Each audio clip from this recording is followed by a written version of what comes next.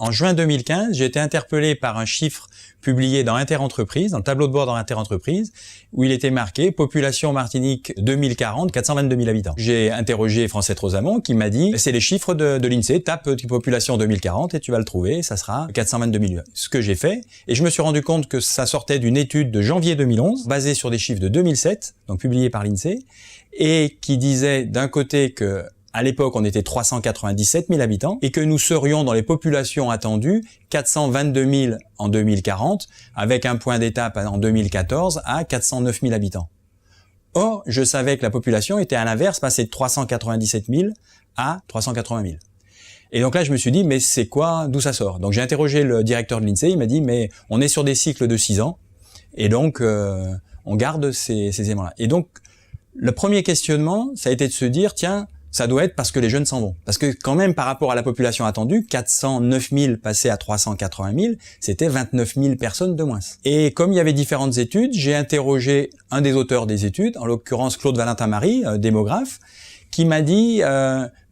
effectivement, les volumes ont changé, mais par contre, les proportions restent les mêmes. Et notamment, je me suis rendu compte qu'effectivement, la population attendue par les différentes classes d'âge, 0,15, 15-65, plus de 65 ans, la proportion était celle attendue. Ce qui voulait donc dire que la baisse de population par rapport à celle qui était attendue était vraie dans chacune de ces classes-là, et notamment chez les plus de 65 ans, où là, ça ne pouvait pas être une problématique d'emploi, de chômage, puisque par définition...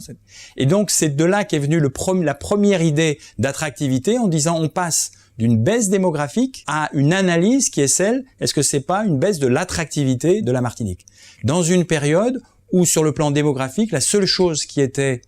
regardée, c'était le vieillissement de la population, qui est une vraie réalité, mais les hommes politiques notamment, tous les discours étaient sur le vieillissement, donc la silver economy, mais pas sur cette baisse de population.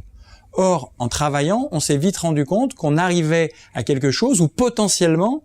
on serait peut-être en 2040 finalement 320 000, c'est-à-dire 100 000 de moins qu'attendu, ce qui est absolument colossal. Et pour un chef d'entreprise, un business plan à 420 000 habitants ou un business plan à 320 000 habitants, c'est pas du tout la même chose. Et c'est de là qu'est partie cette première réflexion. Emmanuel de Rênal, donc président de Contact Entreprise, m'a demandé si on pouvait reprendre ensemble l'étude pour pouvoir la porter plus loin, ce que nous avons bien sûr accepté, et c'est dans ce cadre-là qu'on a co-animé avec